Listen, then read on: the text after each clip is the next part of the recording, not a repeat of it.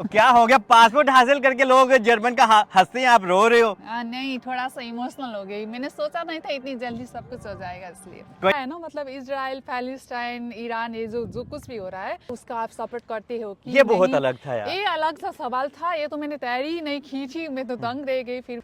तो जी, नो मोर नेपाल। नो मोर नेपाल का मतलब कि आज से अनीता होगी हैं डोइच, मतलब कि जर्मनी का पासपोर्ट लेना किस तरह से लेना है। और इनसे जनाब अलग अलग क्वेश्चन भी इंटरव्यू में पूछे गए, क्या प्रोसेस होता है, और किसी वकील की कोई ज़रूरत भी नहीं है आपको, और आप भी जर्मन का पासपोर्ट हासिल कर सकते हैं।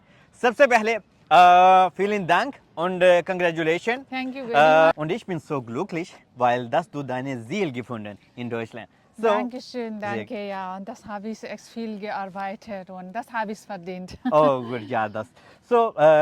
Kannst du bitte erklären? Can you please explain to the audience that आपने कैसे अपना प्रोसेस किया और क्या सिस्टम किया, और आपसे जो इंटरव्यू में इसराइल वार और ये सारी क्वेश्चन भी पूछे गए ना, ये भी बताएं। ये तो बहुत ही एक नई चीज़ थी कि यार आपका जब इंटरव्यू होता है तो आपसे बहुत आजकल अलग अलग क्वेश्चन भी पूछे जाते हैं इंटरव्यू में, और वो इंटरव्यू इनका हुआ था तकरीबन 40 से 45 मिनट्स का। एनीवे सबसे पहले अनीता को हम वेलकम कहते हैं। Anita, here we thank go. You. Hello. हाँ, मुझे पूरा 13 महीना लग गया यहाँ पे। जब मैंने पासपोर्ट अप्लाई किया हुआ था तब से लेकर अब तक पूरा 13 महीना लग गया मुझे। तो इन 13 महीनों में मुझे वकील की ज़रूरत ही नहीं पड़ी। विदाउट वकील मैंने काम ख़त्म किया। हाँ, मेरा डॉक्यूमेंट तो बहुत सारी मांगी थी इन लोगों ने, बहुत सारी डिमांड की थी डॉक्यूमेंट की, पर वो डॉक्यूमेंट बनाना इतना मतलब मुश्किल भी नहीं था। सारी डॉक्यूमेंट जो हमारा यहाँ पे होती है, यहाँ आने के बाद से लेकर अब तक की, वही डॉक्यूमेंट हमने फॉलो किया था, सही। वही डॉक्यूमेंट हमने पेश की थी। उसके अलावा यहाँ के एक आइनबुर्गुम टेस्ट होती है जो इस देश के नॉर्मल बेसिक क्वेश्चन पूछा जाता है, वही क्वेश्चन की आंसर की एक सर्टिफिकेट इन लोगों को ज़रूरत पड़ती है। वो सर्टिफिकेट मैंने बनाया था फोल्कोक्सुले से। और B1 लैंग्वेज आपको चाहिए, तो B1 लैंग्वेज और आइनबुर्गुम टेस्ट की वो सर्टिफिकेट होने के बाद आप आसानी से ये अप्लाई कर सकते हो। तो सही। मैंने किया था। अच्छा, इसमें लोगों का एक क्वेश्चन होता है, बी आइंस तो B1 सर्टिफिकेट लैंग्वेज तो हर एक के पास होना ही चाहिए, जी, वो और तो होना चाहिए। और आपके जब जर्मनी में 5 साल हो जाते हैं तो आप फिलहाल अपनी जर्मन पासपोर्ट के लिए अप्लाई कर सकते हैं, तो जी, इन्होंने भी किया। ये नया तो सिस्टम आया हुआ है 2 साल से। तो क्या आपको आपकी सैलरी सिर्फ वगैरह भी चाहिए होती है, कोई टैक्सेस ऑफकोर्स वगैरह, ये ऑफकोर्स, आप बताएं। या 60 लगभग 60 बार टैक्स पे किया हुआ आपको सर्टिफिकेट चेफाओ का देंगे। चेफाओ का मतलब central versicherung centre from Germany. वो सर्टिफिकेट आपको चेफाओ के चेफाओ के अंदर से मिलती है। हाँ हाँ। उसके लिए आपको अप्लाई करना होता है वो डॉक्यूमेंट। जब आप अप्लाई करते हैं, अप्लाई करने के कितने दिन बाद आ जाता है? उसी दिन दे जाते हैं। उसी आपको दिन। सीधा ऑफिस पे जाना है और पूछना है। मुझे अब तक मैं 5 साल हो चुकी हूँ जर्मनी में, तो 50 से 60, 5 साल में क्या, 1 साल में 12 पंचे 60, तो 60 इंश्योरेंस, 60 टैक्स आपने पे किया हुआ है इस देश में रहकर काम करके, वो वाला एक सर्टिफिकेट मुझे चाहिए क्योंकि मैं अप्लाई करने वाली हूँ। ऐसा आपको सिर्फ बताना सही। चाहिए, वो लोग देखेंगे। आपको पर्सनल नंबर देना पड़ेगा, वो लोग आपकी पर्सनल नंबर देख के बताएंगे हाँ आपने किया हुआ है। एक सर्टिफिकेट वो लोग देंगे, और वो सर्टिफिकेट भी बहुत इंपॉर्टेंट है अप्लाई करने के लिए। अच्छा, यहाँ पे एक केस ऐसा भी है कि अगर आपके 60 टैक्स नहीं भी गए हुए तो भी आपको, अगर हाँ 5 साल हो गए हाँ, ये तो नया भी सिस्टम है। आप पासपोर्ट हासिल कर सकते हैं। लेकिन जी।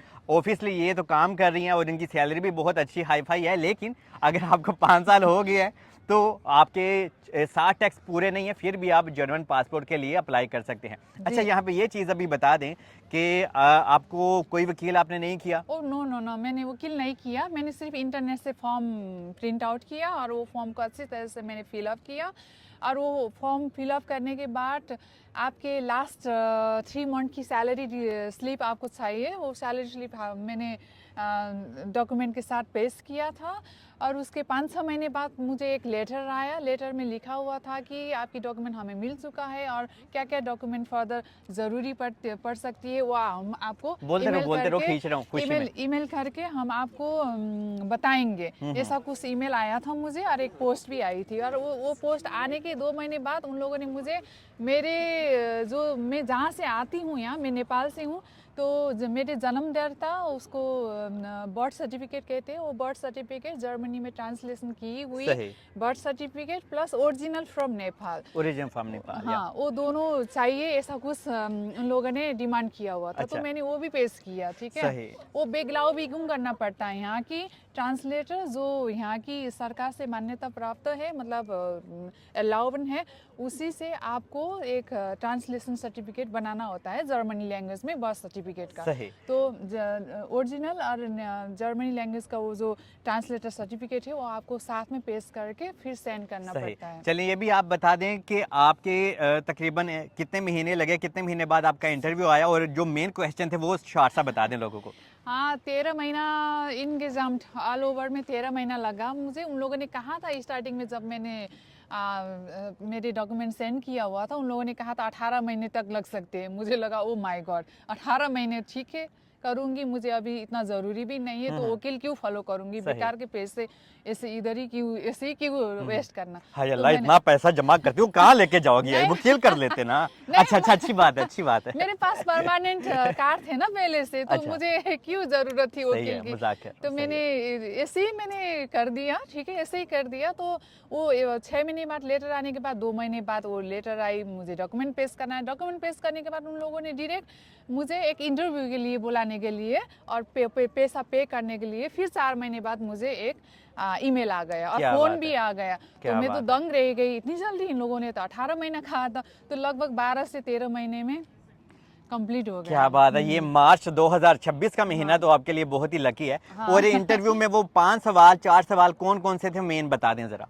हाँ, वो उन लोगों ने मेरे इंटरव्यू जो अभी अभी मैंने बताया, उन लोगों ने कहा मुझे 255 यूरो पे करना होता है, 1-2 डॉक्यूमेंट मिसिंग है वो लेके आना होता है इंटरव्यू में आते वक्त। मुझे लगा ओके ठीक है मैं आऊँगी।